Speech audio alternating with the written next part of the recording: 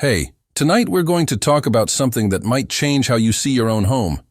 We're diving into colonial America, specifically the 1750s through 1780s, and exploring why the most dangerous place for any family wasn't the wilderness, wasn't the frontier, wasn't even the battlefield. It was their own home. Imagine living in a house where everything, and I mean everything, could kill you within hours: your cooking pot, poisonous your makeup, deadly your children's toys. Fatal, that's not a horror movie, that's daily life for colonial American families. They didn't die from dramatic causes like bear attacks or smallpox outbreaks. They died from touching the wrong doorknob, drinking from the family well, or sleeping in the wrong room. If you're enjoying these stories, I'd really appreciate a like or subscribe. Super curious where you're all listening from. So drop a comment with your location and what time it is there. Always blows my mind how people are falling asleep to this all over the world. All right, find that cozy spot. Take a nice slow breath and just let your body sink into whatever you're lying on. We're heading back to 1755 Massachusetts, and trust me, you're going to be real grateful for that modern mattress, those electric lights, and especially that clean running water by the time we're done. Congratulations, you just woke up in colonial America, specifically in a modest 2-story wooden house outside Boston. The year is 1755. You're part of a middle-class family, a carpenter by trade, married with 4 children by colonial standards. You're doing well. You own your home. You have steady work. Your family has enough to eat most days. But here's the thing nobody tells you about colonial life: your home. This seemingly safe refuge you've built with your own hands is actively trying to kill everyone inside it. The first thing you notice when you open your eyes is the cold. It's October, and Massachusetts mornings are brutal. The fire in the bedroom hearth died sometime during the night. And now the temperature inside your home is maybe 45 degrees. Your breath creates small clouds in the air. Your wife Sarah is already awake beside you. Or rather, she never really slept. Nobody sleeps well in colonial America. The beds are uncomfortable, the nights are cold, and there's always some noise, some threat, some worry keeping you partially alert. "Fire's out," she says quietly, pulling the heavy woolen blanket tighter around her shoulders. This blanket, which seems so comforting, is actually your first brush with danger this morning. The wool was treated with a mixture of urine and ash to set the dye, never fully washed out, throughout the night. You've been breathing in trace amounts of ammonia. It's not enough to kill you quickly, but over years, it contributes to the respiratory problems that plague most colonial Americans by their 40s. You swing your legs out of bed, and your feet touch the wooden floor. It's ice cold, rough, and slightly damp from condensation. This dampness is breeding mold in the floorboards beneath. Mold that releases spores you breathe every single day. The wooden planks creak under your weight, and you notice, not for the first time, that some of them feel softer than they should. Rot is setting in. In a few years, someone might step wrong and crash through to the cellar below. But right now, your immediate concern is warmth. You need to restart the fire. The fireplace dominates one wall of your bedroom. It's made of brick and mortar, built by the previous owner about 15 years ago. What you don't know, what nobody in colonial America knows, is that the mortar holding those bricks together is slowly deteriorating. Every time the fireplace heats and cools, tiny cracks form. Every time it rains, water seeps into those cracks and freezes. Making them wider, you kneel before the hearth, gathering the materials you need. First, you take the fireboard, a flat piece of wood, and the hand drill, a stick you'll spin between your palms. Actually, no, wait, that's the hard way. You're a successful carpenter. You can afford the luxury of keeping coals alive overnight. You reach into the ash pit at the bottom of the fireplace, searching for any remaining embers. The ash is soft, powdery. Still slightly warm, you dig deeper, and your fingers touch something hot. Good. There are still live coals buried in there. But here's the first real danger of your morning: coal gas. Those coals have been smoldering all night in oxygen-poor conditions, producing carbon monoxide. The gas is heavier than air. So it's been settling in the lowest parts of your home, including right where you're kneeling. You can't smell it, you can't see it, but it's there. And you're breathing it. You feel slightly dizzy as you work. Maybe a bit nauseous. You attribute this to hunger. To the cold, to getting old. You're 36, which in colonial America means you're approaching old age. What you don't realize is that you're experiencing mild carbon monoxide poisoning. It happens almost every morning. You carefully transfer the hot coals to a small metal pan. Then add kindling, thin strips of wood you cut yesterday. You blow gently on the coals and smoke immediately fills your face. You squint against it, eyes watering. The smoke contains dozens of toxic compounds: formaldehyde, benzene, acrylein, polycyclic aromatic hydrocarbons. You're basically giving yourself a dose of what we'd recognize as cigarette smoke, except you're not choosing it, and you can't avoid it. The kindling catches. Small flames flicker to life. You add slightly larger pieces of wood, then even larger ones within 5 minutes. You have a decent fire going.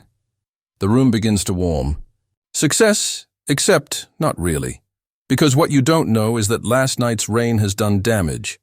Water seeped through a loose shingle on your roof, ran down inside the wall cavity, and soaked into the wooden support beam directly behind your fireplace. That beam is now damp, and heat from your fire is turning that moisture into steam. The steam is expanding inside the wood, creating pressure. 2 houses over.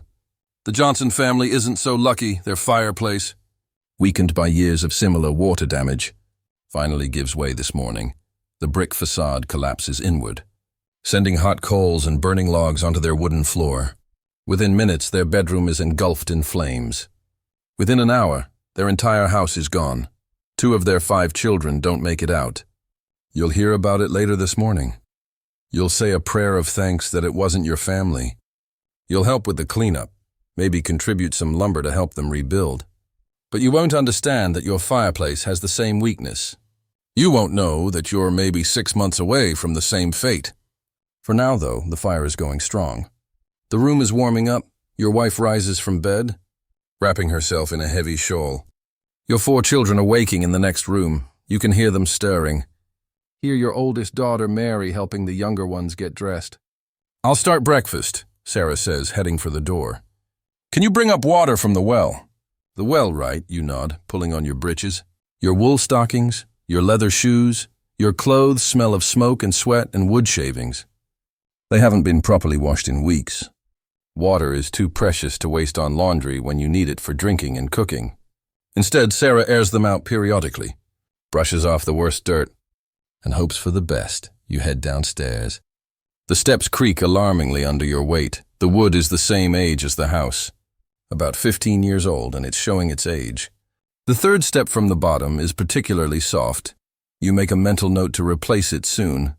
But you've been making that same mental note for 6 months. There's always something more urgent. The main floor of your house consists of 2 rooms, a large keeping room that serves as kitchen, dining room and general living space, and a smaller parlor that you almost never use except when important guests visit. The keeping room is dominated by an even larger fireplace than the one upstairs. This one is big enough that you could literally walk into it. And during the coldest winter months, the children sometimes do exactly that, sitting on small stools inside the hearth to stay warm. The fireplace is cold now. Sarah will light it when she comes down to cook. For the moment, the room is dim and chilly. Weak morning light filters through 2 small windows. The glass is old, wavy, and slightly greenish. It doesn't let in much light even at the best of times. You grab the wooden water bucket from beside the door and step outside. The morning air hits you like a slap. It's probably 35 degrees. Cold enough to see your breath. Cold enough to make your teeth ache. The sky is that peculiar shade of gray that promises more cold but probably no rain. At least not yet. Your property consists of the house, a small barn for your horse and your carpentry tools, a chicken coop, an outhouse, and the well. The well was here when you bought the property. The previous owner assured you it provided good, clean water year-round, and it does provide water year-round. Whether it's good or clean is another question entirely. The well is maybe 30 feet from your back door. Positioned between your house and your neighbor's property, it's a simple construction. A circular stone wall rising about 3 feet above ground, a wooden cover to keep debris out, a rope and bucket system for drawing water. You remove the wooden cover and immediately smell something off. It's not a strong smell, just a faint whiff of something organic, something decaying. You've noticed it before. You've mentioned it to Sarah. She's mentioned it to you, but what are you going to do? Dig a new well? That would cost money you don't have, and besides, everyone's well smells a bit funny sometimes. It's normal, or so you think. What you don't know, what you can't know, is that your well is contaminated, badly contaminated. The water table in this area is relatively high, maybe 15 feet down. Your well extends 20 feet to ensure it always has water. But the Hendersons, your neighbors 3 houses over, built their outhouse too close to their property line. And the ground here is a mixture of sand and clay, with fissures running through the clay layers like veins. Those fissures act as highways for groundwater, and right now, there's a direct hydrological connection between the Henderson outhouse pit and your well. Every time it rains, waste from their outhouse leaches into the groundwater and eventually makes its way to your well. The bacteria count in your water is astronomical. E. coli, salmonella, shigella, campylobacter. And that's just the bacteria. There are also parasites, Giardia cysts, Cryptosporidium oocysts, various worm eggs. You lower the bucket into the well. It hits the water with a soft splash and immediately begins to sink. You let it fill, then haul it back up. The water looks clear enough in the dim morning light. It smells slightly off, but you've become noseblind to it. You've been drinking this water for 3 years now. Ever since you moved into this house, you carry the full bucket back inside.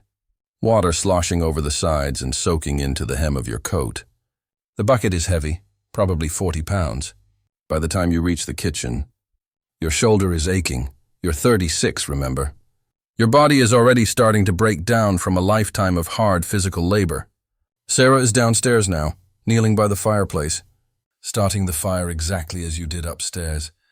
The children are coming down the stairs, making enough noise for twice their number. Mary, your oldest at 13, William, 11, Sarah Jr., 8, and little Thomas, just 5 years old, wash up for breakfast, Sarah tells them, gesturing to the water you've just brought in. There's a ceramic basin on the table for this purpose. One by one, the children splash water on their faces and hands. They share the same basin, the same water. Each child's dirt and germs mix with the water, which is already contaminated to begin with. By the time little Thomas washes up, the water in the basin is visibly murky. You watch your youngest son splash the water on his face, some of it going into his mouth. He makes a face at the taste but doesn't spit it out. Wasting water, even dirty washing water, would earn him a scolding he swallows in 3 days. Thomas will develop diarrhea. In 5 days, he'll have a fever. In 7 days, he'll be too weak to stand. In 10 days, you'll be digging a small grave behind the house, next to the 2 other small graves already there. The children who didn't survive infancy. But you don't know that yet. Right now, Thomas is fine. He's hungry and cold and excited about breakfast. He sits at the table with his siblings. Waiting for food, Sarah is preparing breakfast. In Colonial America, this is not a simple task. There's no refrigerator to store food overnight. There's no stove with adjustable temperature control. There's no running water at the sink. Everything must be done from scratch, using fire and water and whatever ingredients you have on hand. This morning, breakfast will be Johnny cakes and porridge. The Johnny cakes are made from cornmeal, water, and a bit of salt. Simple enough. Sarah mixes the ingredients in a wooden bowl that's been in her family for 2 generations. The bowl has deep scratches and stains that no amount of scrubbing will remove. Those scratches harbor bacteria. And the bowl is never really clean, no matter how hard Sarah tries. She shapes the cornmeal mixture into small cakes and places them on a flat iron griddle that sits directly in the fireplace, propped up on stones so it's level with the hottest part of the fire. The griddle is one of your most valuable possessions. It cost 3 days' wages when you bought it 5 years ago. What you don't know is that the griddle is slowly poisoning your family. It's made of iron, yes, but it was also coated with a thin layer of lead during manufacturing to prevent rust. Every time Sarah cooks on it, small amounts of lead leach into your food. Not enough to make you immediately sick, but enough to accumulate in your bodies over months and years. Lead poisoning causes headaches, irritability, difficulty concentrating, and in children, learning disabilities. Your son William has trouble with his lessons. The teacher says he's slow. Maybe he is. Or maybe he's being poisoned by his breakfast every single morning. While the Johnny cakes cook, Sarah prepares porridge. She uses the water you brought from the well, pouring it into an iron pot that hangs from a crane inside the fireplace. The crane is an ingenious device, a jointed metal arm that can swing in and out of the fire, allowing you to position pots over the heat without reaching directly into the flames. The pot itself is another family heirloom, passed down from Sarah's grandmother. It's large, heavy, black with decades of soot accumulation. Sarah adds oats to the water, along with a pinch of salt and a small amount of molasses for sweetness. Molasses is a luxury, but it's Sunday or close enough, and the family deserves a treat. The fire is roaring now, hot enough to make Sarah's face red and sweating despite the cold morning air. She has to constantly adjust her position, moving closer to stir the porridge, then stepping back when the heat becomes too intense. Her dress, a heavy wool garment that reaches to the floor, swirls dangerously close to the flames every time she moves. This is one of the most dangerous aspects of colonial cooking. Long skirts and open fires are a deadly combination every year. Hundreds of colonial women burn to death when their dresses catch fire. It happens so quickly, a gust of wind blows the hem into the flames. Or the woman turns too fast and doesn't notice her skirt touching the coals. Or she trips and falls forward into the hearth. Within seconds, the dress is engulfed. The heavy wool fabric burns hot and fast, by the time anyone can help. It's too late. Sarah is careful. She's always careful. But careful isn't always enough 3 years ago. Her sister Elizabeth died exactly this way. Elizabeth was making dinner, same as always, when a gust of wind through the door blew her skirt into the fire. She was dead within 5 minutes, burned beyond recognition. Her husband and children watched, helpless, as she screamed and tried to beat out the flames with her bare hands. Sarah thinks about Elizabeth every time she cooks. Every single time, the fear never quite goes away. But today, everything goes smoothly. The porridge bubbles and thickens. The johnny cakes brown nicely on the griddle. Sarah uses a wooden paddle to flip them, careful not to burn her hands on the metal. When everything is ready, she uses a thick cloth to lift the porridge pot from the crane and carry it to the table. The family gathers. You sit at the head of the table, Sarah at the foot. The children arrange themselves along the sides. Oldest to youngest, you say grace, thanking God for the food He has provided. Then everyone eats. The porridge is served in wooden bowls. One for each person. These bowls, like all your dishes, are never quite clean. They're washed in cold water after meals, sometimes with a bit of soap if you can afford it, then stacked on a shelf until the next meal.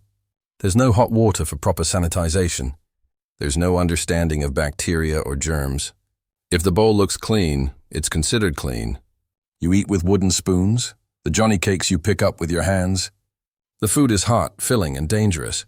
The contaminated water you cooked with, it's in every bite, the lead from the griddle. It's in the johnny cakes, the bacteria from the unwashed bowl. You're eating that too, but the food tastes good. Your stomach is full. Your children are laughing and talking. For this moment, everything seems fine. After breakfast, you prepare for your workday. You're a carpenter, remember? And today you have a job in town, building cabinets for a wealthy merchant. It's good work, steady pay, and if you do well, there might be more jobs from the same client, but first, you need to shave. Your beard has been growing for 3 days now, and it's starting to itch. In colonial America, most men shave regularly. A clean-shaven face is considered a sign of respectability and civilization. Only old men, mountain men, and social outcasts wear full beards. You have a small mirror on the wall near the keeping room window. It's not a large mirror, maybe 6 inches across. But it's a mirror nonetheless. Mirrors are expensive. This one cost you nearly a week's wages. It's one of Sarah's most prized possessions, and the children are strictly forbidden from touching it. You retrieve your shaving kit from a shelf, a straight razor, a whetstone for sharpening it, a badger hairbrush, and a cake of shaving soap. The razor is German-made, purchased from a traveling merchant 2 years ago. The blade is beautiful, made of carbon steel with a bone handle. It's sharp enough to split a hair. Sarah brings you a small pot of hot water from the fireplace. You dip the brush in the water, swirl it on the soap cake to create a lather, then spread the lather on your face. The soap has a pleasant smell, something herbal and clean. What you don't know is that this soap contains lead acetate. It's called sugar of lead because it has a sweet taste, and it's added to cosmetics and soaps to make skin appear lighter and smoother. Women in colonial America use products containing lead acetate all the time. Face powders, lip rouges, hair dyes. The lead makes their skin pale and smooth, which is considered beautiful. It also makes them chronically ill. Headaches, constipation, abdominal pain, fatigue, depression. These symptoms are so common among fashionable women that doctors have a name for it. Painter's colic, because house painters who use lead-based paint suffer from the same symptoms. Men use less of these products, but shaving soap is one place where lead exposure is common. You're not rubbing it all over your face like makeup, but you're still absorbing small amounts through your skin. And when you inevitably get some in your mouth while shaving, you're ingesting it directly. You carefully scrape the razor across your face, following the grain of your beard. The blade is sharp and you're experienced, so you don't cut yourself much. There are 1 or 2 small nicks. Tiny red dots of blood on your jawline. You wipe them with a cloth, and they stop bleeding quickly. Once you're shaved, you examine yourself in the mirror. Not bad. You look respectable, professional. The kind of man a wealthy merchant would trust to build his cabinets. You nod with satisfaction while you're getting ready. Sarah is washing the breakfast dishes. This is another daily danger that nobody recognizes.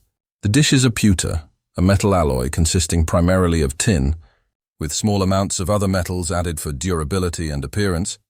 The problem is, many colonial pewtersmiths add lead to the alloy.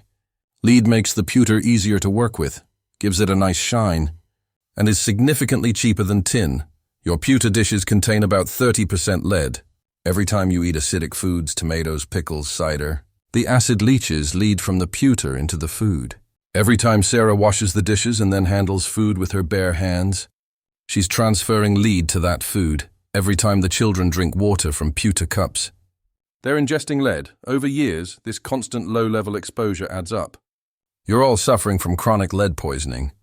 Though you don't know it, your frequent headaches? Lead poisoning, William's trouble learning?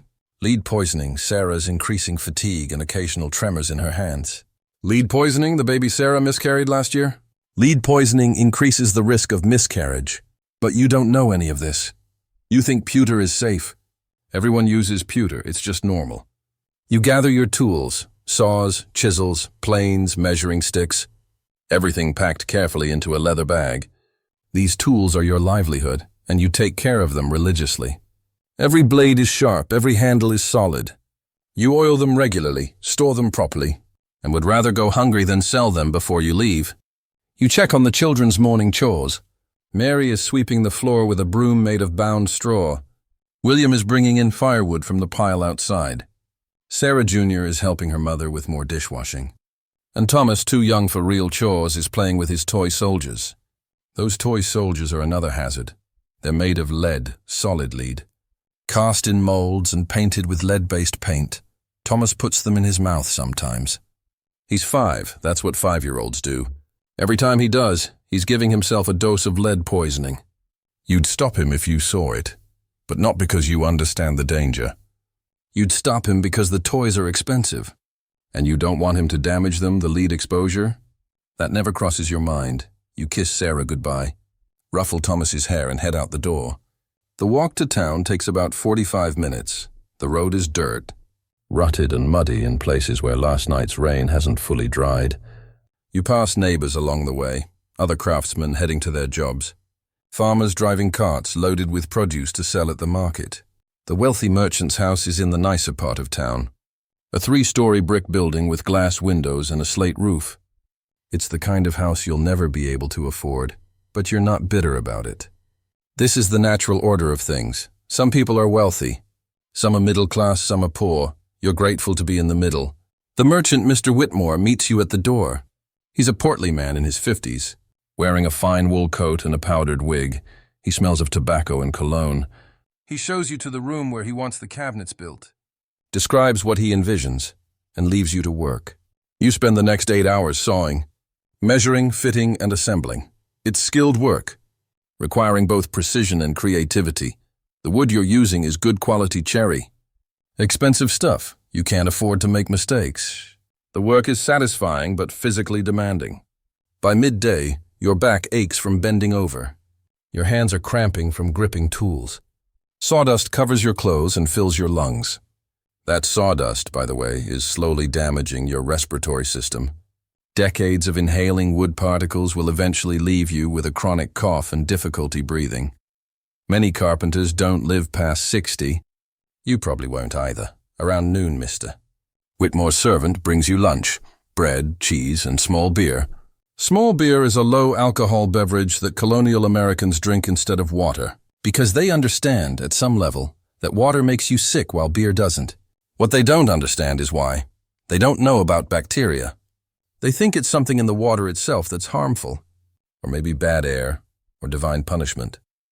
They don't know that the brewing process kills bacteria.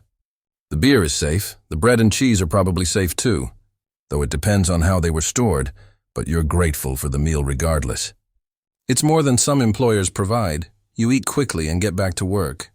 The afternoon passes slowly. Your muscles ache, your head throbs. That's partly from dehydration, partly from lead exposure, partly from breathing sawdust all day, but you push through because you need this job. You need the money by the time you finish for the day. The sun is setting, you gather your tools. Accept your payment from Mr. Whitmore and begin the walk home. The road is darker now, harder to see. You're tired, really tired. The kind of exhaustion that goes bone deep.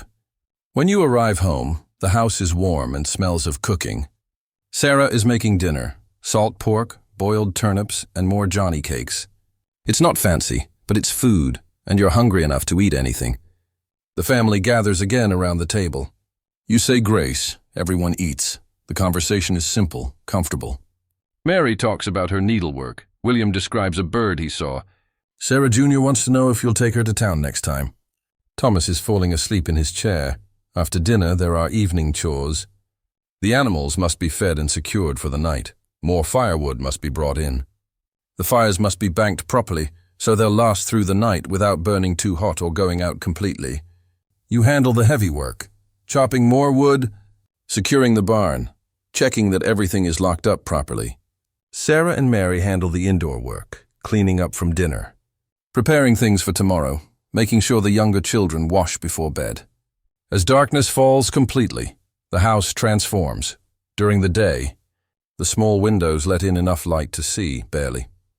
But at night, the only illumination comes from the fires in the hearths and from candles.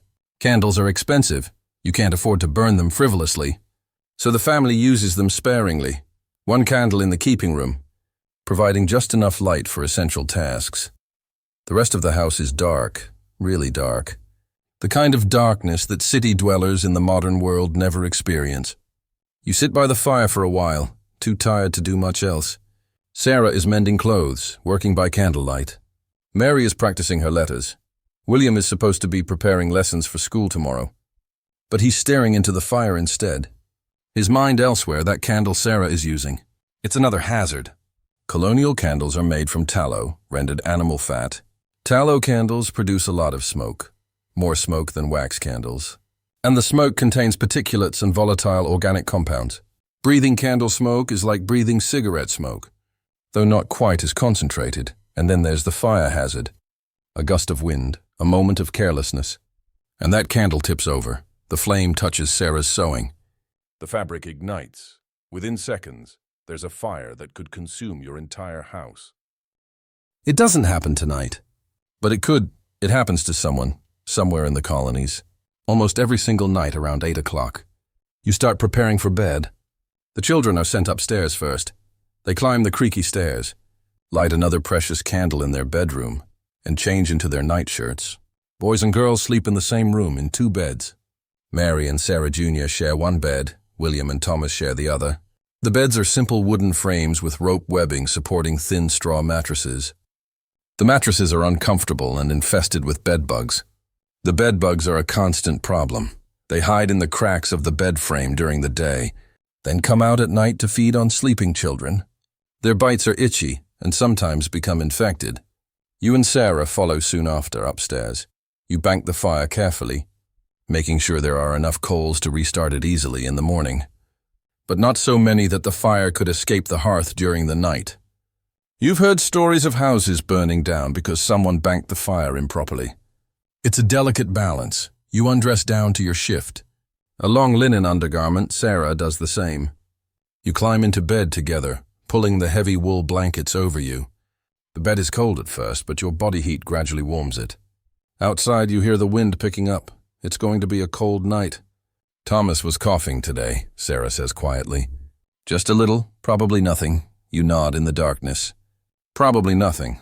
Or maybe it's the start of something serious. You won't know until tomorrow, or the next day, or the day after that. That's the uncertainty of colonial life. Children get sick. Sometimes they recover. Sometimes they don't. You pray, you hope. But mostly, you wait and see. We'll watch him, you say. That's all you can do. Sarah is quiet for a moment. Then, the well water tasted strange today. More than usual. You've noticed it too, that odd smell. That faint flavor of something not quite right. I'll check the well tomorrow.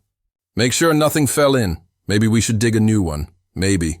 But you both know you can't afford it. Not this year. Not with 4 children to feed and clothe and keep warm. Maybe next year, maybe. You lie there in the darkness listening to the wind, listening to Sarah's breathing as it gradually slows and evens out. Sleep comes slowly. Your body aches from the day's work.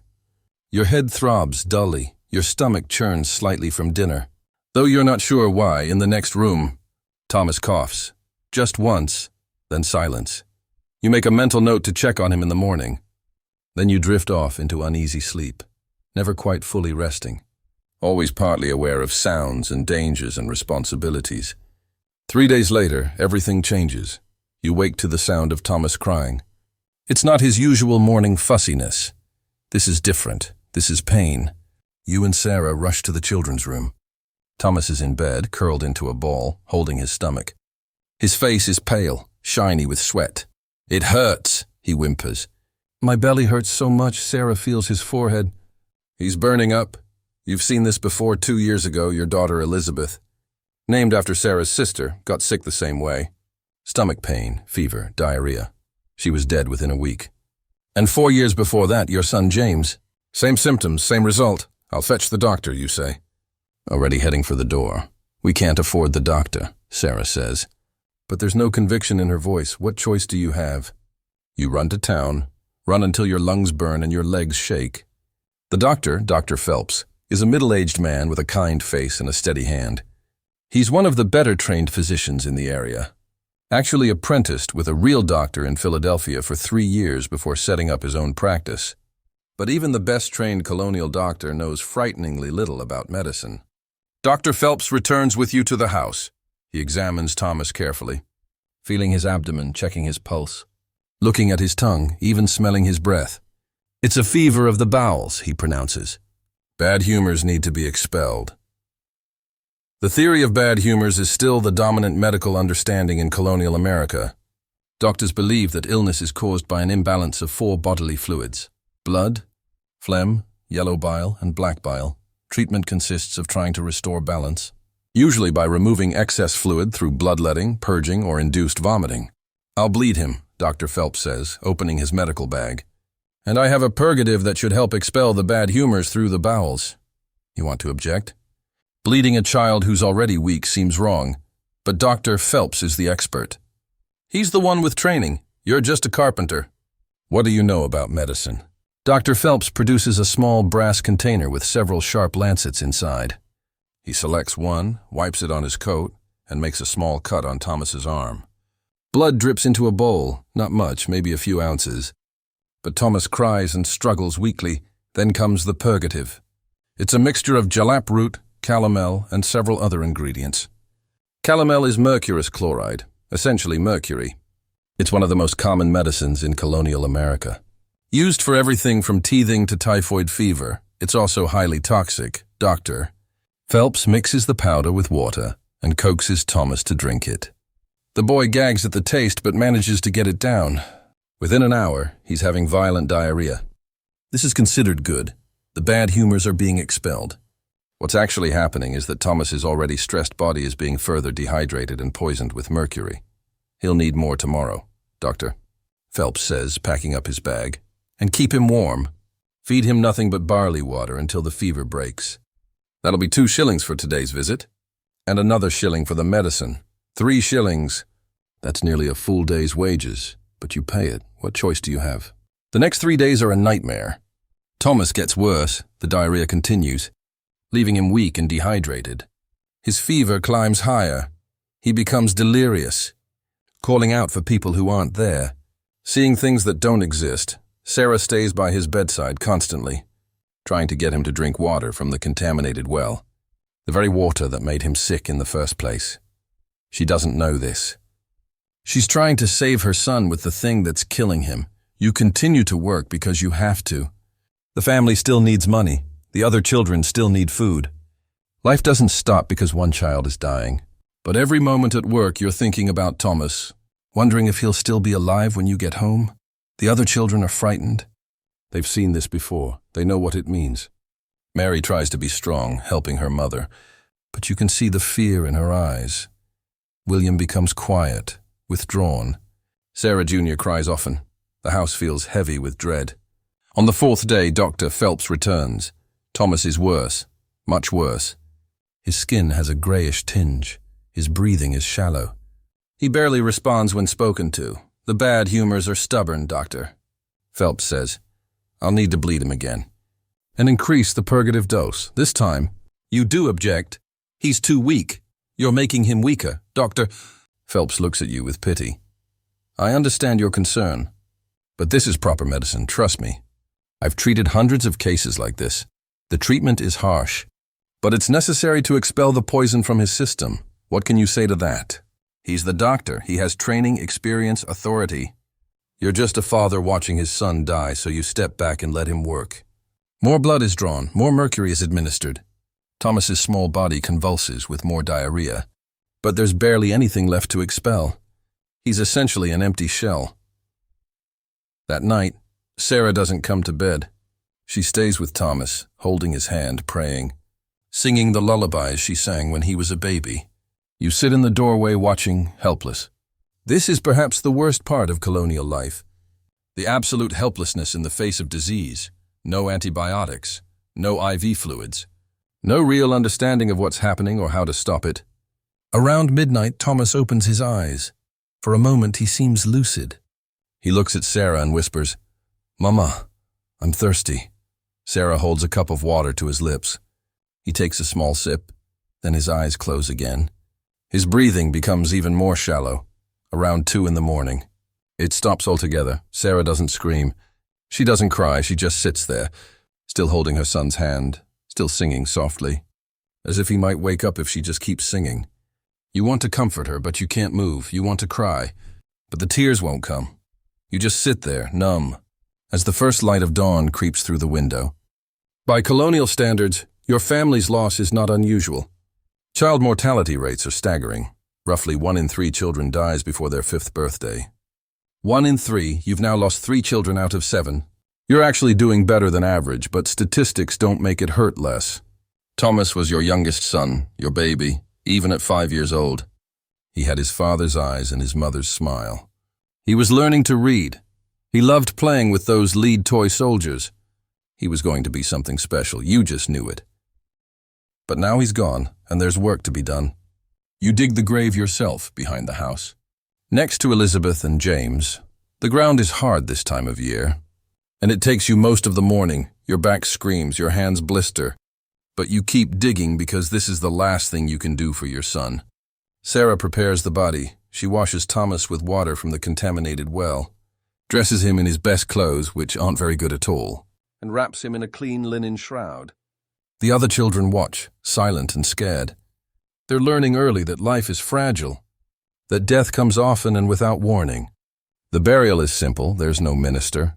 You can't afford one, just your family, a few neighbors who heard the news, and a short prayer that you stumble through, barely keeping your voice steady. You lower the small wrapped bundle into the ground. You shovel dirt over it, and that's that. Thomas is gone. For the next few weeks, the house feels empty despite still having 4 living children. Sarah moves through her days mechanically, doing what needs to be done, but without her usual energy.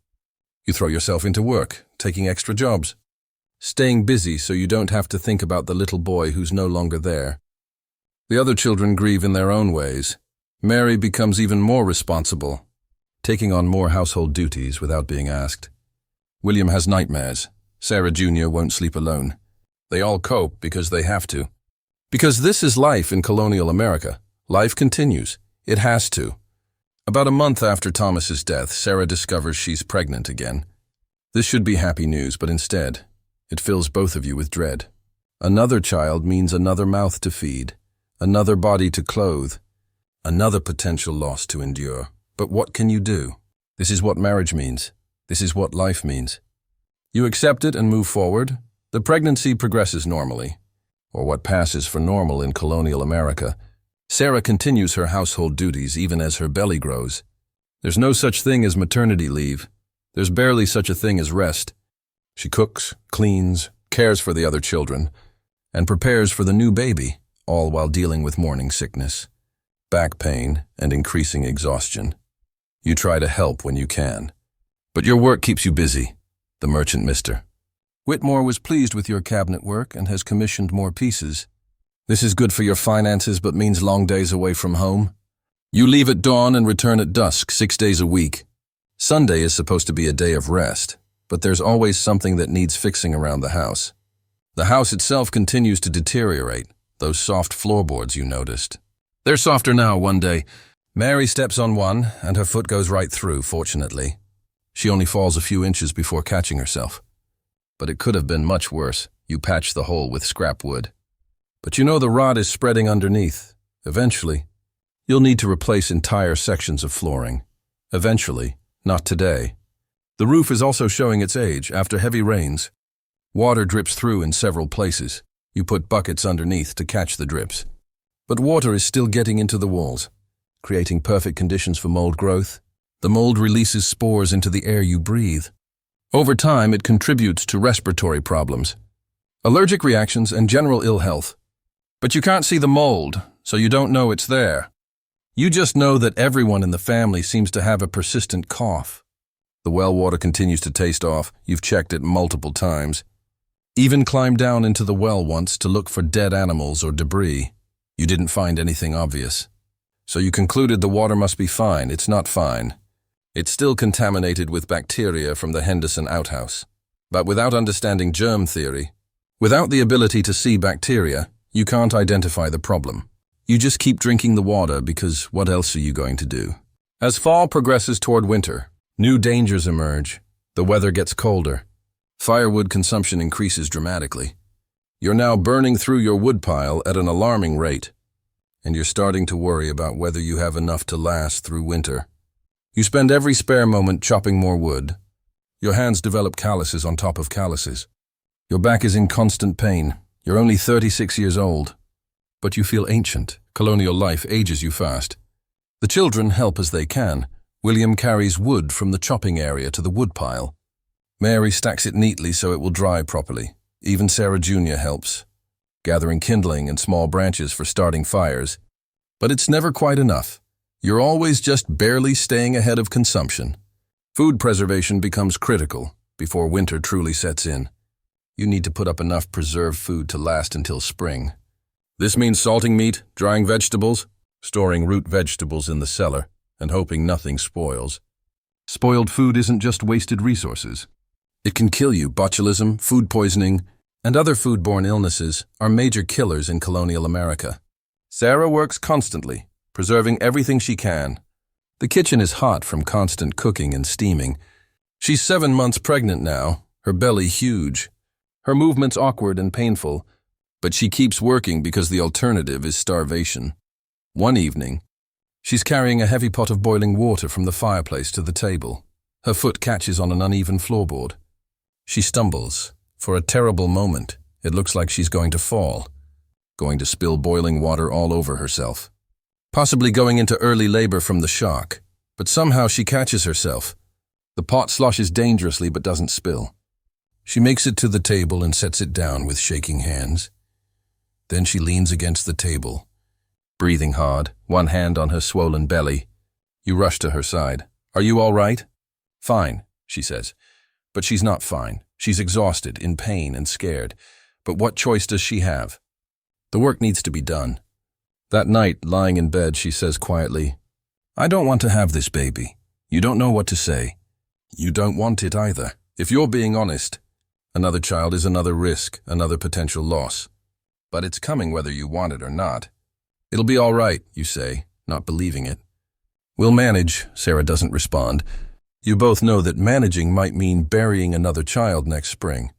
December arrives, and with it comes serious cold. The temperature drops below freezing and stays there. Snow falls, covering everything in white. Your house, drafty and poorly insulated, becomes barely warmer than the outside, every morning now. You wake to ice on the inside of the windows. The water bucket in the keeping room has a layer of ice on top. The children's room upstairs is so cold that their breath creates visible clouds. Everyone sleeps in their clothes now, piled under every blanket and quilt you own. And still they shiver through the night. The fires burn constantly, both upstairs and down. You're going through firewood at an unsustainable rate. Every few days you have to brave the cold to chop more wood. And every time it gets harder. Your hands are cracked and bleeding from the cold and the work. Your joints ache. The cold makes everything worse. Food becomes a worry. The preserved vegetables are running low. The salted pork is starting to show signs of spoilage, developing a slimy texture and an off-smell in places. You cut away the worst parts and eat the rest. You can't afford to waste food. The result is that everyone has frequent stomach problems, cramping and diarrhea that leaves you even more depleted. The root vegetables stored in the cellar are also problematic. The cellar is supposed to be cool but above freezing. But it's so cold this winter that some of the vegetables are freezing anyway. Once they thaw, they rot quickly. You're losing food faster than you anticipated. And there are still 3 months of winter to get through. Sarah's pregnancy complicates everything. She's due in January, right in the worst part of winter. Childbirth in Colonial America is dangerous even under the best circumstances. In winter, in a cold house with limited resources, it's potentially deadly. The midwife, Mrs. Patterson, visits a few weeks before Sarah's due date to make preparations. She's a capable woman who's delivered dozens of babies, but even she looks worried when she sees the condition of the house. It's too cold, she says bluntly. The baby won't survive in this cold. Neither will Sarah, probably. You need to get this room warmer. You want to snap at her, don't you think I'm trying? But you hold your tongue, she's right. You need to make the bedroom warmer somehow. You end up moving the whole family's sleeping arrangements. You, Sarah, and the children will all sleep in the keeping room, right next to the fireplace. It's cramped and uncomfortable, but it's the warmest part of the house. The upstairs bedrooms will be abandoned for the winter, maybe next year. You'll figure out a better solution? Maybe. Sarah goes into labor on a bitter January night.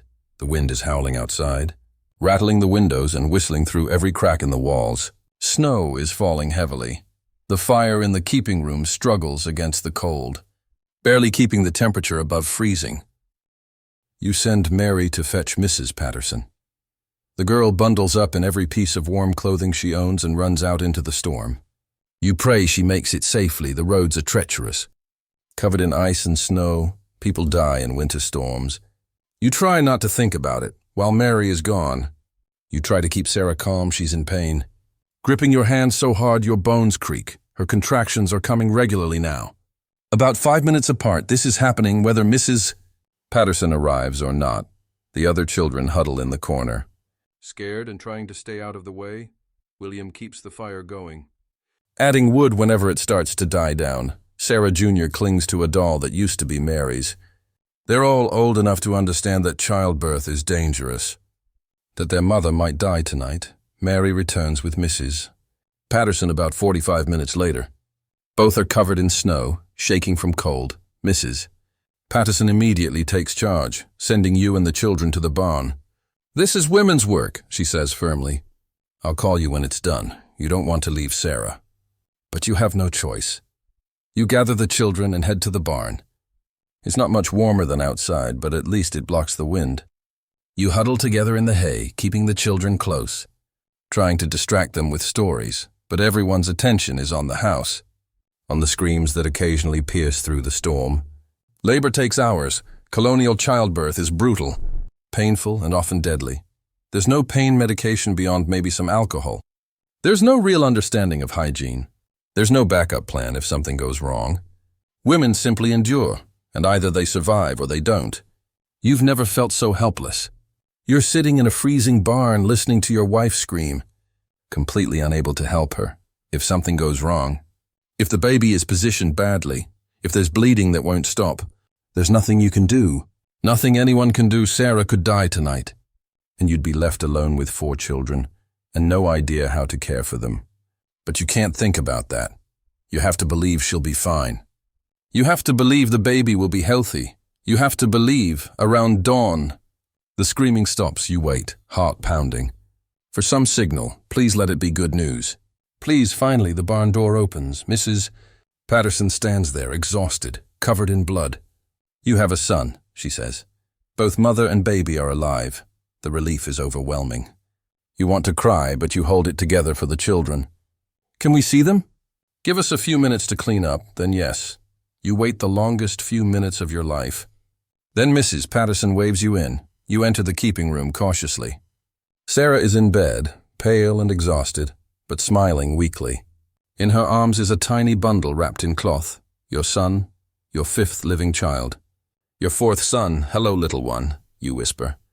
Touching the baby's tiny hand, he grasps your finger instinctively. He's perfect, 10 fingers, 10 toes, breathing steadily, a miracle.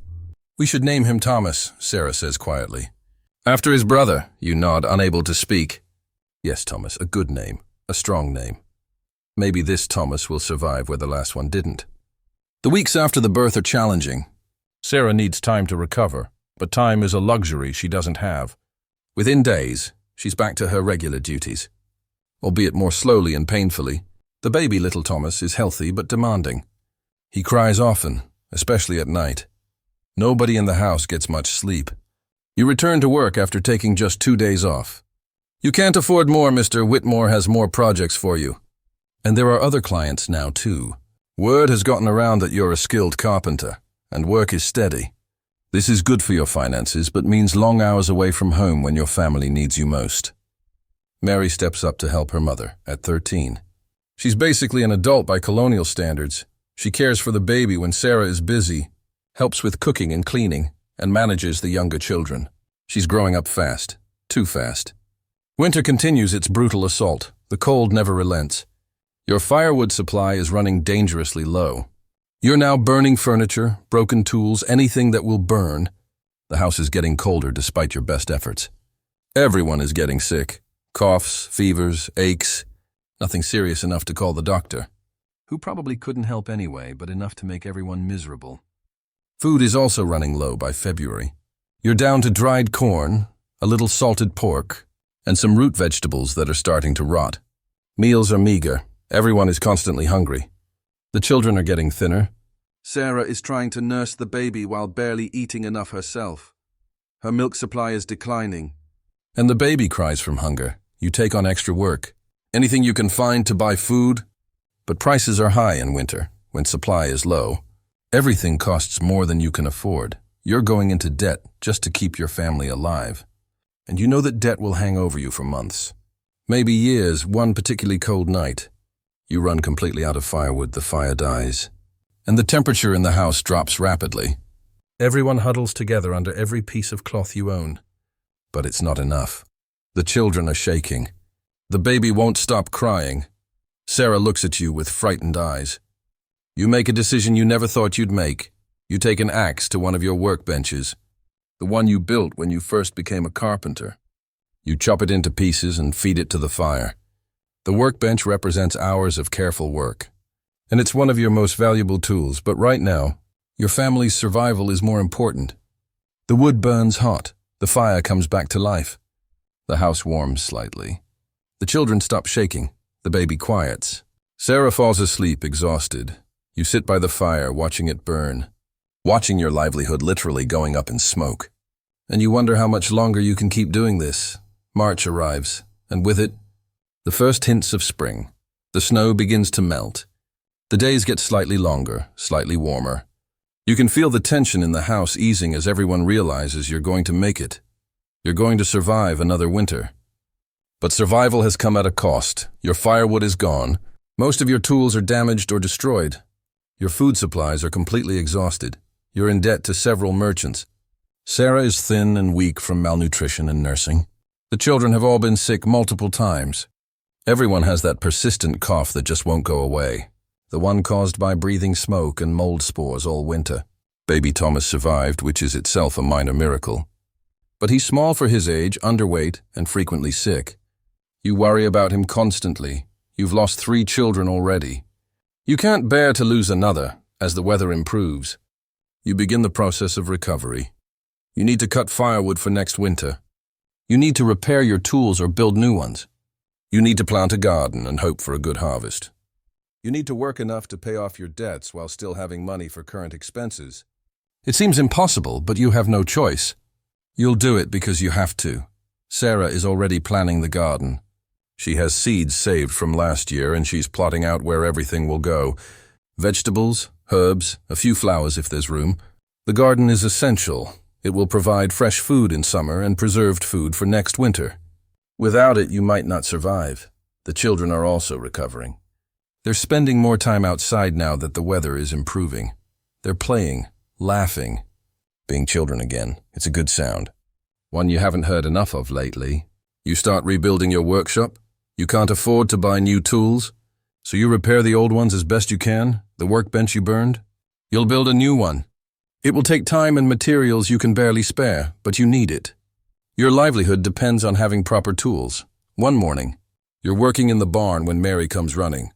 "Papa, come quick! Something's wrong with the well." You drop your tools and run, the well cover is off, and there's a foul smell rising from the opening. You peer down into the darkness and see something floating in the water. Using the bucket and rope, you pull it up. It's a dead rat, a very dead, very decomposed rat. It must have fallen in weeks ago, maybe even months ago. It's been rotting in your drinking water all this time. Your stomach turns all winter. You've been drinking water that contained a dead rat. Everyone has. The baby has. No wonder everyone's been sick. No wonder Thomas died. This water killed him. You're sure of it now. We need a new well, you say to Sarah when you tell her. "I know," she replies. "I've been saying that for a year. I'll start digging tomorrow. It's a huge undertaking. Digging a well by hand is backbreaking work that can take weeks. But it has to be done. You can't keep drinking poisoned water." Spring transitions into summer. The new well is dug, 25 feet deep to reach clean water. This time you position it far from any outhouses. Yours or your neighbors. The water tastes different. Cleaner, fresher. Within weeks, everyone's health improves noticeably. The constant stomach problems ease. Energy levels increase. It's amazing what clean water can do. The garden is thriving. Sarah's vegetables are growing strong. You'll have fresh food soon, and plenty to preserve for next winter. This year you'll be better prepared. You'll have more firewood, more food, and clean water. Maybe this winter won't be so brutal. Your carpentry work continues steadily. You've paid off half your debts and hope to clear the rest by fall. Mr. Whitmore has recommended you to his friends, and you now have a steady stream of clients. You're actually saving a little money, which feels like a miracle after this past winter. The house needs repairs. That's becoming urgent. The roof is leaking badly now. Several floorboards are rotten through. The fireplace brickwork is crumbling. You spend your Sundays working on repairs, but it feels like you're bailing water from a sinking ship. You fix one thing and 2 more things break. But at least your family is healthy. That's what matters most. Sarah has recovered from childbirth and is her strong, capable self again. Baby Thomas is growing. Still small but healthy, Mary, William, and Sarah Jr. are thriving. Everyone is getting enough to eat. Nobody has died recently. You realize that's how you measure success now. Nobody died. Your expectations have fallen so low that merely surviving feels like victory. One evening, you're sitting outside watching the sunset. The air is warm, the sky is beautiful, and for a moment you feel something like peace. Sarah sits beside you, holding the baby. The other children are playing nearby. This is a good moment. These moments are rare in colonial life, and you've learned to appreciate them. Do you think we'll make it? Sarah asks quietly. You know what she means. Will you survive another winter? Another year? Will your children grow up? Will any of this struggling and suffering amount to anything? I don't know, you answer honestly. But we'll try, that's all we can do, she nods. It's not a satisfying answer, but it's the only truthful one. Nobody knows what tomorrow brings. You just keep moving forward, keep working, keep hoping. And sometimes, just sometimes, things work out. Let's step back for a moment and talk about the bigger picture. The story you've just experienced is fictional.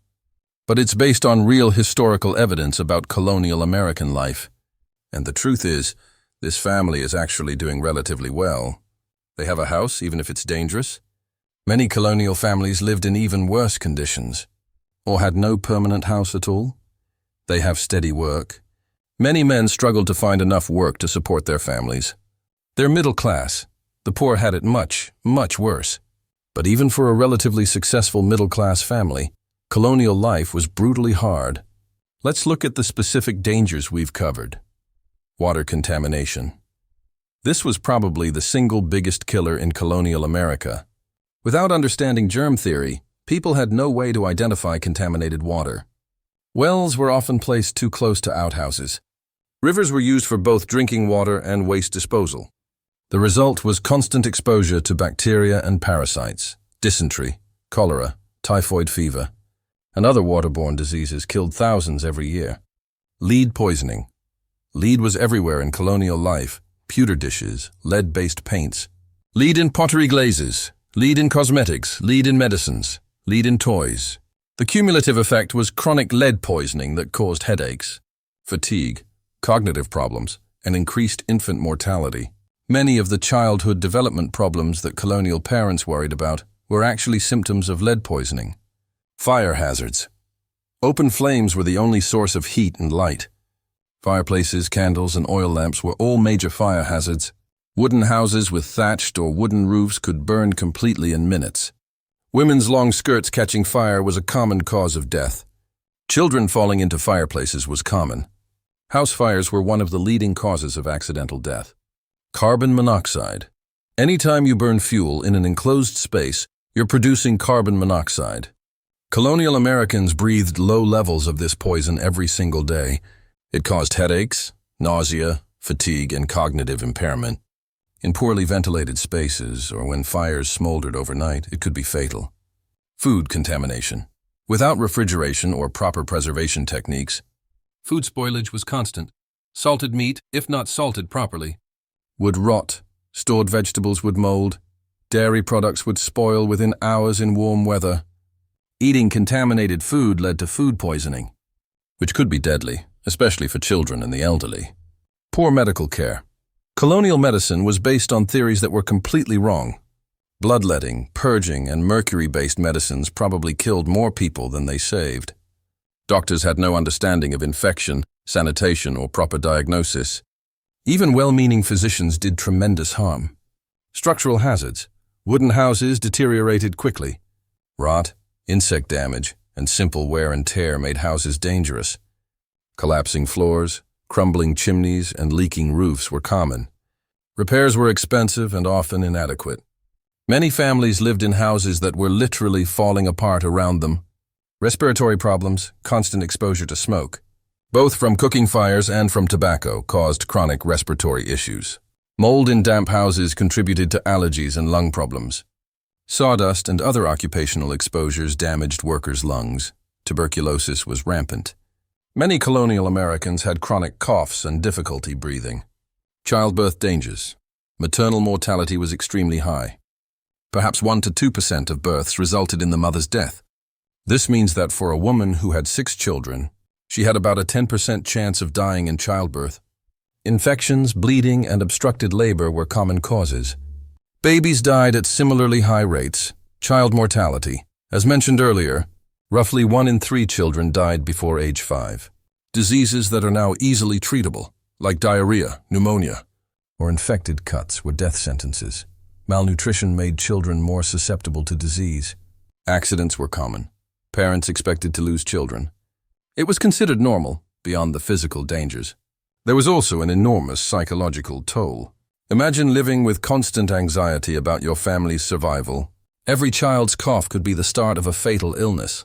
Every winter could be the one you don't survive. Every meal could be contaminated. Every fire could escape control. Colonial Americans developed coping mechanisms for this stress. Religion was hugely important, believing that suffering had divine purpose, that dead children were in heaven, that God had a plan, helped people endure unendurable situations. Community was also crucial. When a house burned down, neighbors helped rebuild. When illness struck, neighbors helped with chores. You couldn't survive alone in colonial America. But the stress still took its toll. Depression was common, though it was called melancholy and was thought to be a physical ailment, not a psychological one. Anxiety disorders must have been rampant, though they weren't recognized as such. PTSD from traumatic experiences, watching loved ones die, surviving disasters, would have affected many people. And then there was the simple exhaustion. Colonial life required constant physical labor. There were no labor-saving devices, no electricity, no running water, no convenient stores. Everything had to be done by hand. From scratch, every single day, people must have been perpetually tired. Sleep itself was probably poor quality. Uncomfortable beds, cold rooms, worry about fires or intruders, and the need to tend to fires or animals during the night all disrupted sleep. Chronic sleep deprivation would have affected everyone's mood, judgment, and health, yet somehow people persevered. They worked hard, raised families, built communities, and created the foundation for the country that would emerge. Their resilience in the face of constant hardship is remarkable. It's worth taking a moment to appreciate how much has changed. You, lying in your modern bed, are experiencing luxuries that colonial Americans couldn't even imagine. Your house is warm, heated by electricity or gas with a thermostat that maintains constant temperature. You don't worry about your house burning down because of regulated building codes, fire-resistant materials, and professional fire departments. You don't worry about the structure collapsing because of building inspections and modern construction techniques. Your water is clean, treated to remove bacteria, and tested regularly for safety. You turn on a tap and immediately have hot or cold water. As much as you want, you don't have to haul it from a well, heat it over a fire, or ration it carefully. And you know it won't kill you. Your food is safe. Refrigerated to prevent spoilage and inspected for contamination, you can eat fresh fruits and vegetables year-round, shipped from around the world. You never worry about starvation or whether you have enough food stored for winter. You just go to the store and buy more. Your lighting is electric, bright and safe.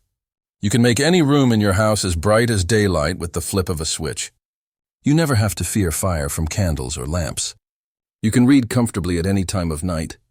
Your medical care is advanced beyond anything colonial Americans could comprehend. Bacterial infections that would have been death sentences are cured with antibiotics. Surgery can be performed safely under anesthesia. Childbirth is attended by trained medical professionals with access to interventions that save lives. Your children will almost certainly survive to adulthood. You probably don't think about these things often. They're just normal parts of modern life, but to a colonial American, they would seem like magic, like miracles, like the intervention of God himself. The average person today lives longer, healthier, more comfortable, and safer than the wealthiest colonial American. The infant mortality rate in the United States today is less than 1%. Compared to 30% in colonial times, life expectancy is nearly double. The poverty rate, while still too high, is nothing compared to the grinding poverty that most colonial Americans endured. We have our own problems, of course. Modern life brings modern stresses, but it's worth remembering. When you're frustrated by traffic or annoyed by slow internet or upset about some minor inconvenience, that you're living in conditions of comfort and safety that your ancestors would have considered paradise. Let's return to our colonial family for their final evening. It's late summer now, months after we first met them. The harvest is coming in strong. The new well provides clean water. The family is healthy. The house has been partially repaired. Things are, relatively speaking, good. As darkness falls, you gather the family for evening prayers. This is a nightly ritual, one that provides structure and comfort. Everyone kneels except for Sarah, who's holding the baby. You lead the prayer, thanking God for the day's blessings, asking for protection through the night. Praying for those who have less than you do, the children add their own prayers. Mary prays for her future husband, whoever he might be.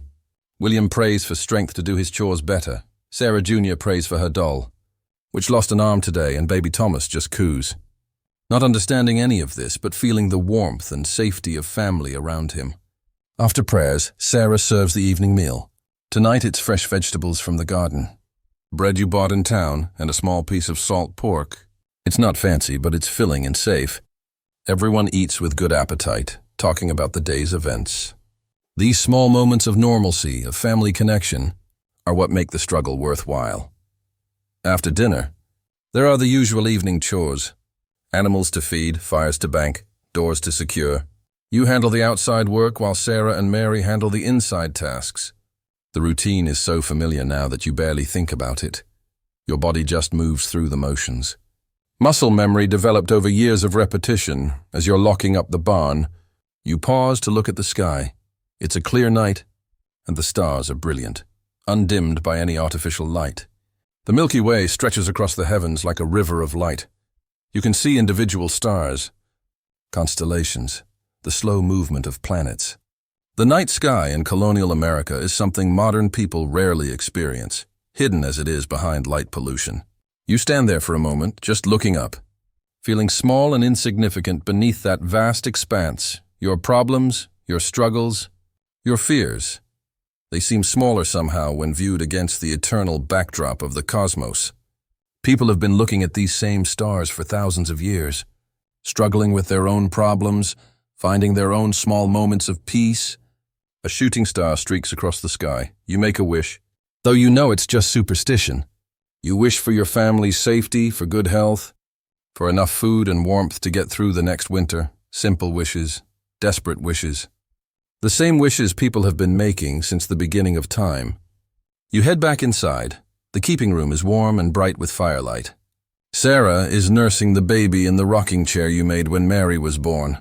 The older children are preparing for bed, moving slowly, reluctantly, the way children do when they're tired but don't want to admit it. Time for bed, Sarah says gently. Tomorrow's another long day.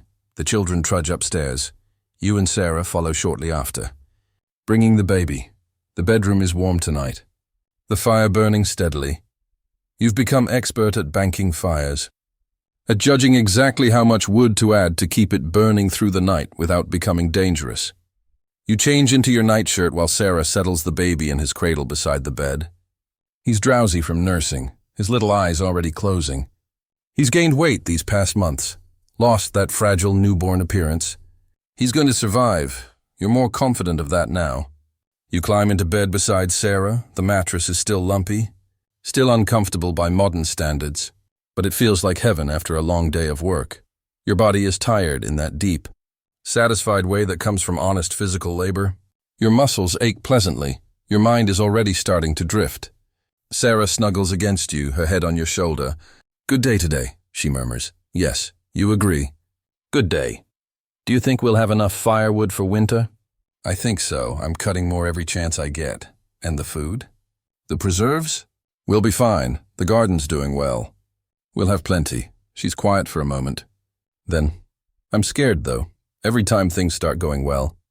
Something bad happens. You understand? That's been the pattern of your life. Brief periods of relative comfort punctuated by disasters. But what can you say? You can't promise that nothing bad will happen. That would be a lie." "We'll handle whatever comes," you say instead. "We always do. It's not much comfort, but it's true. You've survived this long through determination, hard work, and sheer stubborn refusal to give up. Whatever comes next, you'll face it the same way." Sarah's breathing deepens as she drifts towards sleep. The baby is already asleep, making tiny snuffling sounds from the next room. You can hear the other children settling down, their whispers gradually fading into silence. The fire crackles softly. The wind outside makes a gentle sound against the house. The world is quiet, peaceful, safe for this moment. You let your eyes close. Let your body relax completely. Tomorrow will bring more work, more challenges, more dangers. The contaminated well might have been replaced, but there are 1,000 other ways that colonial life can kill you. The lead in your dishes, the mold in your walls, the weakness in your chimney, the bacteria on your unwashed hands, all of these dangers remain. But tomorrow is tomorrow. Tonight, you're warm, fed, and surrounded by the people you love. Tonight, everyone is alive and healthy. Tonight is enough as you drift towards sleep. Let's reflect on what this journey through colonial American domestic life has shown us. The dangers we've explored weren't exceptional circumstances. They were normal, everyday life for millions of people. Your ancestors likely lived through similar conditions, faced similar dangers, lost similar numbers of children. And yet they persevered. They built families, communities, and eventually nations. They passed down knowledge, traditions, and values. They survived long enough to have children who survived long enough to have children, continuing an unbroken chain that eventually led to you. There's something both humbling and inspiring about that. Every single person alive today is descended from people who survived conditions that would kill most of us within weeks. Your genes carry the legacy of people who were tough enough, smart enough, and lucky enough to survive when survival was far from guaranteed. But it's also important to recognize that many didn't survive. For every family that made it, there were families that didn't. Children who died from contaminated water, women who died in childbirth, men who died from workplace accidents, entire families wiped out by fire or disease. The colonial American population would have grown much faster if mortality rates hadn't been so high. The improvements in human life over the past 250 years are staggering. Public health infrastructure that ensures clean water, building codes that prevent structural collapses and fires, food safety regulations that prevent contamination, medical advances that make childbirth safe and childhood survival expected rather than hoped for. These weren't inevitable developments. They required scientific discovery, social movements, political action, and massive investment of resources. People had to figure out germ theory, develop water treatment systems, create building standards, train medical professionals, and establish regulatory agencies. It took generations of work, and we're still benefiting from that work every time you turn on a tap and drink clean water. You're benefiting from infrastructure decisions made decades ago. Every time you flip a light switch instead of lighting a candle. You're benefiting from electrical systems developed over a century. Every time your children grow up healthy, you're benefiting from medical advances paid for by previous generations. It's easy to take these things for granted. We've never known life without them. But our colonial ancestors would see them as miracles. The ability to light a room without fire, the ability to have hot water instantly, the ability to keep food fresh for weeks, the ability to survive infections. These would seem like divine interventions. Yet we often complain about minor inconveniences. The water pressure is low, the electricity flickered. The refrigerator makes a weird noise. We forget how privileged we are to have these problems instead of the life or death struggles our ancestors faced. This isn't to say we shouldn't work to improve things further. We should. There are still people in the world living in conditions not unlike colonial America. There are still inequalities in access to clean water, safe housing, and good medical care. There's still work to be done. But it's also worth pausing occasionally to appreciate how far we've come, to feel gratitude for the people who work to make life safer and more comfortable, to recognize that the comfort and safety we enjoy aren't natural or inevitable, but the result of human effort and ingenuity. Your breathing has slowed now, become deep and regular. Your body is heavy, relaxed. Sinking into the mattress, your mind is drifting, thoughts becoming less coherent. More dreamlike, you're on the edge of sleep. That pleasant liminal space between waking and dreaming. Let yourself sink deeper into that feeling. Notice how comfortable your bed is, how warm your blankets are, how safe you feel in your home. These aren't small things. They're profound luxuries that most humans throughout history never experienced. Your home isn't trying to kill you. Your water is clean, your food is safe. Your children will almost certainly survive to adulthood. Your risks of dying from fire, disease, or accident are incredibly low compared to your colonial ancestors. You live in a time of unprecedented comfort and safety. And yet, modern life has its own challenges. Stress, anxiety, information overload, social isolation, environmental concerns. These are real problems that deserve attention. But they're different problems than your ancestors faced. Not necessarily easier or harder, just different. Perhaps the lesson is this. Every era has its challenges. Every generation faces circumstances that seem overwhelming. But humans are remarkably resilient. We adapt, we persevere. We find ways to survive and even thrive in difficult conditions. Your colonial ancestors didn't have the advantages you have, but they had strengths you might not possess. Physical toughness from years of hard labor. Practical skills for surviving without modern technology. Deep community bonds formed through shared struggle. Psychological resilience from facing and surviving repeated hardships. You have different strengths, educational opportunities they never dreamed of, Access to information and resources they couldn't imagine. Medical care that would seem like magic to them. Time and energy to pursue interests beyond mere survival. Neither time is objectively better or worse, they're just different. And understanding the past helps us appreciate the present while preparing for the future. As you drift deeper into sleep, imagine the long chain of ancestors stretching back behind you. Farmers and craftsmen, mothers and fathers, children who survived and children who didn't. All of them struggling, working, hoping, loving, all of them doing their best with what they had. You're part of that chain. Their struggles made your life possible. Your life will, in turn, affect future generations. The decisions you make, the values you hold, the knowledge you pass on, all of this ripples forward into the future. It's a profound responsibility, but also a profound connection. You're not alone, isolated in the present. You're part of a vast human story that stretches from the distant past into the unknown future. Your ancestors are behind you, your descendants are ahead of you, and right now, in this moment, you're the living link between them. The fire in the colonial bedroom has burned down to glowing embers now, providing just enough warmth and light to keep the darkness at bay. The family sleeps peacefully, unaware of the dangers surrounding them, finding rest after another day of survival. And you, in your modern bed, are also drifting into deep sleep. Your breathing is barely perceptible now. Your heartbeat is slowed. Your muscles are completely relaxed. The concerns of the day have faded away, replaced by the profound peace of approaching sleep. Let go of any remaining thoughts. You don't need to hold on to anything right now. You don't need to worry or plan or remember.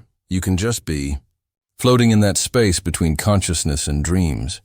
Between past and present, between waking and sleeping. The colonial family we've followed tonight isn't real, but they represent millions of real families who lived through similar experiences. Their struggles were real. Their fears were real. Their losses were real. But so were their small joys, their moments of connection, their quiet victories. They're all gone now, of course. That carpenter and his wife, those children, that baby named Thomas. If they were real, they died centuries ago. Their house has long since crumbled into dust. Their tools have rusted away, their graves are unmarked or lost. Nothing physical remains of their existence. But in a way they live on, in the genes of their descendants, in the skills and knowledge they passed down, in the communities they helped build, in the simple fact that they survived long enough to have children who had children, continuing the human story forward. And perhaps, in some small way, they live on in stories like this, in the remembering, in the honoring of their struggles, in the recognition that our comfortable modern lives were built on the foundation of countless ancestors who endured hardships we can barely imagine. As you sink deeper into sleep, carry that recognition with you. Let it give you perspective on your own challenges. Let it inspire gratitude for what you have. Let it strengthen your resolve to face whatever difficulties you encounter. Your ancestors survived against enormous odds.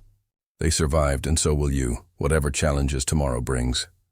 You have within you the same resilience, the same strength, the same stubborn determination to keep going that allowed your ancestors to persevere through colonial American winters, contaminated wells, dangerous houses, and uncertain futures. The boundaries between the colonial family's story and your own rest are blurring now. Past and present merge into a dreamlike space where time has no meaning. You're simultaneously lying in your modern bed and sleeping in that colonial keeping room. You're both the observer and the observed. You're connected to all of human history through the simple act of sleeping, of resting, of trusting that tomorrow will come and you'll face it when it does. The fire in the colonial hearth flickers, the last log settling into ash. The embers glow softly, providing minimal heat but maximum comfort. There's something deeply primal about fire. Something that connects us to our earliest ancestors, who first learned to control flame and use it for warmth and light and safety. Your colonial ancestors slept by firelight. Their ancestors slept by firelight in caves and primitive shelters. Going back thousands of years, tens of thousands of years, humans have fallen asleep watching the glow of embers, feeling that same sense of safety and warmth, drifting into the same mysterious realm of dreams. You're part of that unbroken tradition. Modern technology has changed many things, but the basic human need for rest, for safety, for warmth remains unchanged. You're doing what humans have always done, finding a safe place, making yourself comfortable, and surrendering to sleep. There's something deeply reassuring about that continuity. No matter how much the world changes, no matter what challenges each generation faces, this remains constant. The need for rest, the comfort of home, the peace of sleep. Let that reassurance wash over you. You're safe, you're warm, you're comfortable. All the dangers that plagued your colonial ancestors have been eliminated or minimized. You don't have to worry about contaminated water or structural collapse or fire hazards. You can simply rest. Your breathing is so slow now, so deep and regular, your body has completely surrendered to sleep. Your conscious mind has released its grip on awareness. You're floating in that deep, restorative state where healing happens, where memories consolidate, where your body and mind repair themselves from the day's activities. This is the same sleep your ancestors experienced. Despite all the differences in their waking lives, sleep is universal, timeless, unchanging. The colonial carpenter and his wife found the same peace in sleep that you're finding now. The same release from worry, the same restoration of energy, the same brief escape from the challenges of existence. Time has lost all meaning now. You're not aware of minutes passing, of the night progressing, of the earth spinning on its axis. You're simply existing in an eternal present moment, suspended in the peace of deep sleep. The colonial family exists in the same timeless space. Their struggles, their fears, their small joys, all of it continues to exist in a sense. Preserved in the historical record, remembered in stories, honored in moments like this when we pause to consider what life was like for our ancestors. They're not so different from us, really. Different circumstances, different technology, different knowledge, but the same fundamental humanity, the same love for family, the same desire for safety and comfort, the same hope for a better future, the same capacity for resilience in the face of hardship. Understanding that connection helps us appreciate both how far we've come and how much remains constant. The external circumstances of human life have changed dramatically, but the internal experience of being human remains remarkably similar. We still worry about our loved ones. We still work hard to provide for our families. We still find joy in simple moments. We still struggle with uncertainty about the future. Your colonial ancestors would not understand your technology, but they would absolutely understand your fears and hopes and dreams. They would recognize in you the same human spirit they possessed. They would see you as part of their family, their legacy, their gift to the future. And perhaps that's the most important lesson from this journey through colonial domestic life. Despite all the dangers, despite all the hardships, despite the constant threat of loss and tragedy, people kept going. They kept building families and communities. They kept hoping for better days. They kept finding reasons to smile, to laugh, to love. That's what humanity does. We endure. We adapt. We persevere. We find meaning and joy even in difficult circumstances. We pass our knowledge and values to the next generation. We contribute what we can to the ongoing human story. You're doing the same thing, in your own way, with your own challenges. You're continuing that tradition. You're surviving, adapting, persevering. You're part of the same unbroken chain that stretches back through your colonial ancestors and forward into the unknown future. There are no more words needed now. No more stories, no more lessons. Just deep, peaceful, restorative sleep. Your body is completely at rest, every muscle relaxed. Every system functioning smoothly in maintenance mode. Your heart beating steadily. Your lungs expanding and contracting rhythmically. Your brain processing the day's experiences, consolidating memories, preparing for tomorrow. This is what sleep is meant to be. Complete surrender, total relaxation, absolute trust in the safety of your environment. Your primitive brain, the part that evolved to keep you safe from predators and dangers, has assessed your situation and determined that you can afford to be completely vulnerable. You're safe. That's a luxury your colonial ancestors often couldn't afford. They slept lightly, always partially alert for fires or intruders or sick children, or any of the 1,000 dangers that surrounded them. True deep sleep was rare for them, a gift seized when circumstances allowed. But you can sleep deeply, you can trust your environment, you can let go completely. And you should. Your body needs this, your mind needs this. Tomorrow will bring its own challenges, and you'll need to be rested to face them. So rest deeply, completely, without reservation or worry. Let the hours of night pass unnoticed. Let your body and mind do their healing work. Let tomorrow take care of itself. The colonial family rests in their own time, in their own way. You rest in yours. Different centuries, different circumstances, but the same fundamental human need being met. Rest, recovery, renewal, the fire burns down to nothing. The darkness is complete, the world is quiet, and in that darkness and quiet there is peace. Sleep well, dream well, rest completely. Tomorrow is another day, but that's tomorrow. Tonight there is only rest in the deep hours of night. When sleep is deepest and dreams are most vivid, perhaps you dream of that colonial family.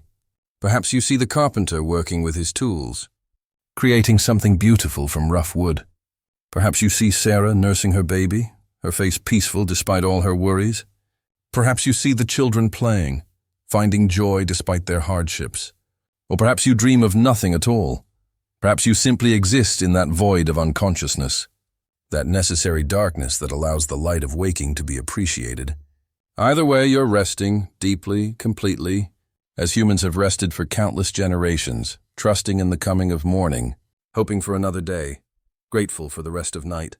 The story is over, the lessons are learned, the connections are made, now there is only sleep. Deep and dreamless and perfect. Rest well, traveler, you've earned it.